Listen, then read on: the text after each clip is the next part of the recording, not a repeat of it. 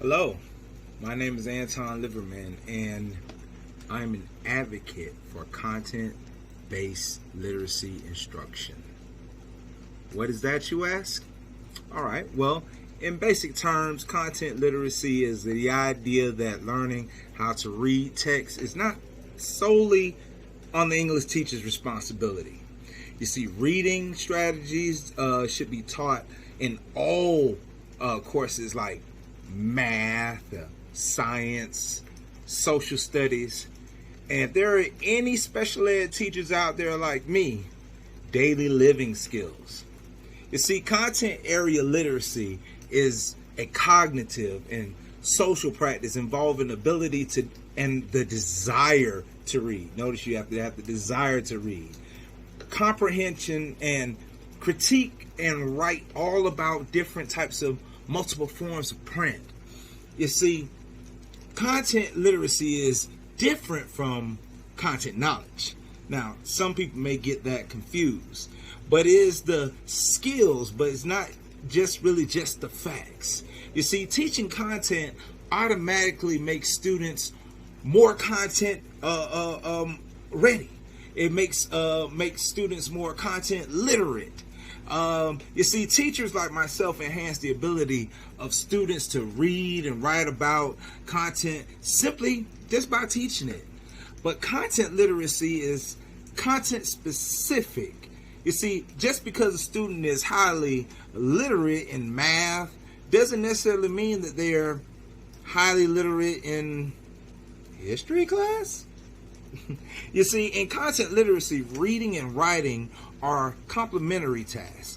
They complement each other. They, like, writing can be used for and before, after reading to kind of activate the background knowledge that you have, or it's another way to kind of synthesize new information. Content literacy is what it does is it helps to germinate the all subject areas and kind of puts it all together, and not just relying heavily on printed materials. It allows you with that critical thinking, and also literacy activates our ability to, as we read, we also speak better. And literacy activities also are specific to the content, but guess what? That's in all classrooms. And I didn't just stop at just the basic classrooms. I'm talking about art. I'm talking about music, and guess what? Physical education. You see, me having the opportunity of being a special ed teacher, that allows me to try different things out. And also, you know, my children are nonverbal. They don't speak. However, that doesn't mean they don't have a lot to say. We have a AT device, and the AT device is pretty much a communication tool for our students to communicate back, to express how they feel, or even express what they choose to write. Content literacy is also relative in all kind of tasks of students. You see, literacy activities on the developmental level starts actually as little students. And matter of fact, like, for example, the earliest writing any of us know, before we started writing A, B, C, D, we did pictures. And pictures did what? They communicated a lesson. They communicated feelings. They communicated thoughts. And you see, content literacy, which is one of the reasons why I'm an advocate for it, it promotes the maximum potential out of content. You don't get it? Well, all right. Well, think about it.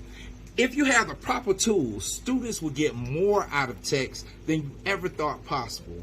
I live it every day when I go to work. But guess what? There are some reasons to celebrate. You see, once students have the tools they need to effectively speak, read, write, and listen in other content areas, the barriers begin to melt. Removing these barriers opens doors to the opportunities that successful high school students, middle school students, and elementary students can bring. So let's say that you may know someone or you may be a guardian or a parent to a student who may be struggling with content literacy to master. Well, I want all of you at the Shark Tank to just realize something, that we are all responsible for the literacy welfare of our children. Now, I know what you're thinking. That's not my responsibility. It belongs to the teachers in the school. It belongs to the parents. Well, let me take a moment to convince you otherwise. If you care for the literacy well-being of our children, then I want you to think about this. You see, without support, I grew up in an era where we had the village. And without the support of the entire village, we are responsible for what that village produces, whether it's action or inaction. But for those who need a visual, I have one for you. You see, this is the student's brain performance with advocacy of content literacy. Smooth. It does exactly what it's supposed to do. Now, this is under the watchful eye of the village, and this is a student's brain without the entire village's advocacy. See that? Without the entire advocacy of the village. Do you have any questions?